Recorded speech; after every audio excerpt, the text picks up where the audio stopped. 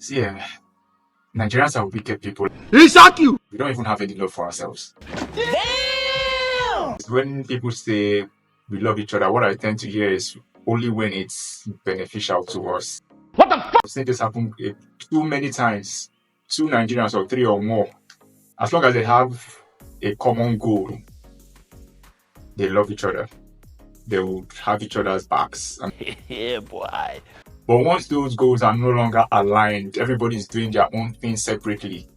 That is when I expect to see that love part. So I don't see it. Why?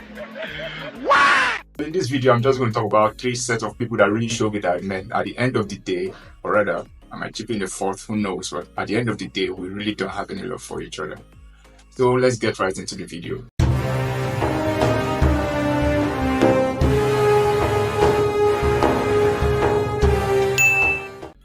Anyway, number 1, call them POS merchants or POS. I don't know. People that run POS, those are my first set of people.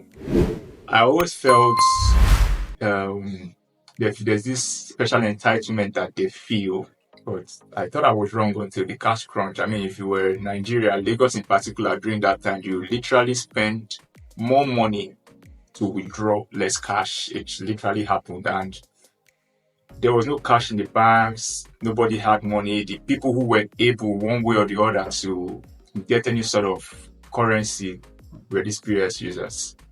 And as much as I understand that, okay, some of them have to queue long hours in banks, some of them probably, like they say, have to buy the cash and all of that, which is like a thing that happens. The top does it, so the next person does the same. So we just transfer that wickedness amongst ourselves. So that reason for inflating prices. I remember back then I wanted to withdraw 5,000. I had to, my charges was 3,000 for 5,000. Now imagine, what if that was the only cash I had in my account? That was it. And therefore, these people forget something, that, well, we are all going through that same challenge. All of us, we are going through it. We are the ones who don't have cash, but still the prices keep coming. It's like you withdraw 500 today for 5k. You are going the next day, you are using 10k. There was this lady in the estate where I live.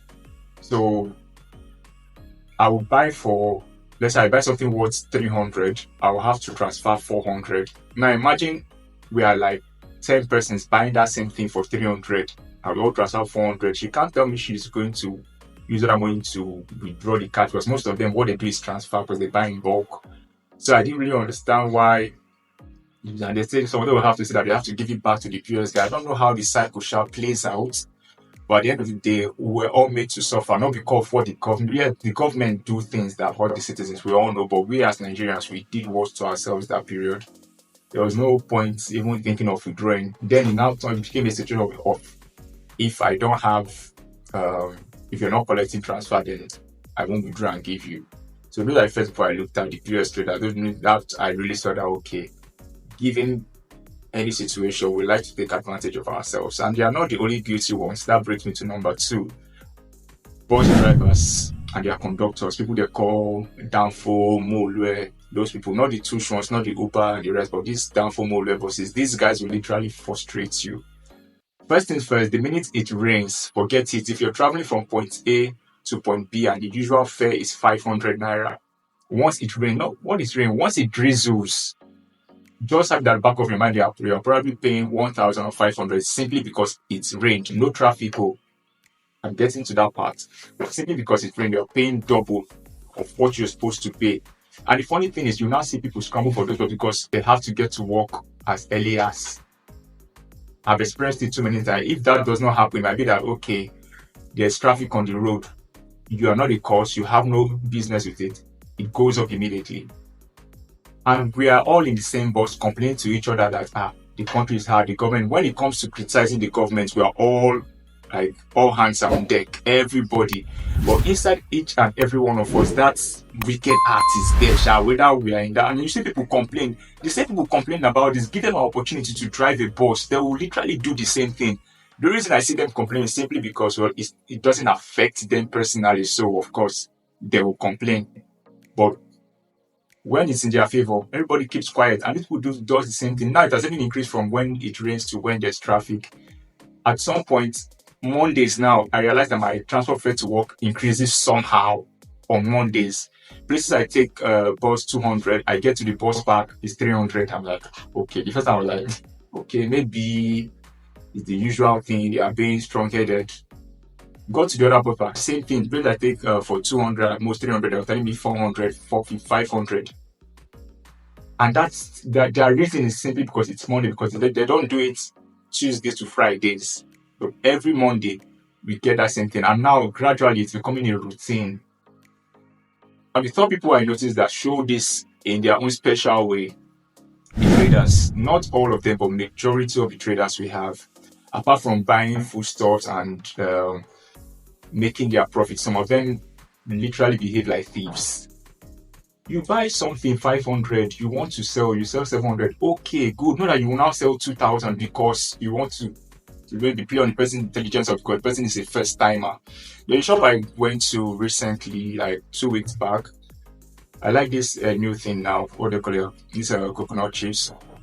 The first time I got there, the woman told me it's for 350. I did not buy because I don't know. I didn't feel like it again because I've known how to be like that. The second, like a week later, I went to that same shop.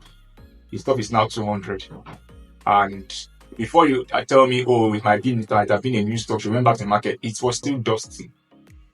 It wasn't long she opened. So these kind of things happen over time within this country. Whenever we just see, oh, something is a general problem, we take advantage of it. We hurt every one of us, ourselves, and they will say it's the government. The government make policies, they do all sorts, but at the end of the day, that's love. Are we showing it to each other? No.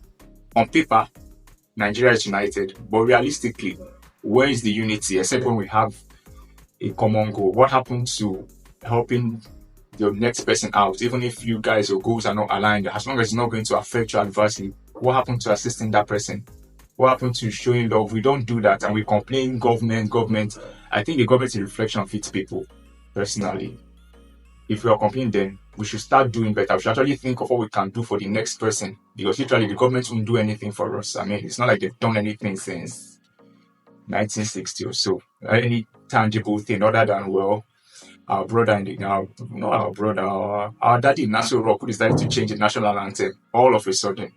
But that's not the purpose of this video. The purpose of this video is not just to call out certain people or talk about Nigerians. That if we want the country to be better, let us start by showing love to ourselves. That change we want to see, let's start from each and every one of us. We show that love to ourselves and we take it out. But no, government, and well, governments are not doing shit. Anyway, guys, thanks for coming to my TED Talk. Still Larry the guy. I'll be shooting more videos this period. Please ensure to like, comment, and subscribe, and I'll see you in the next video. Peace.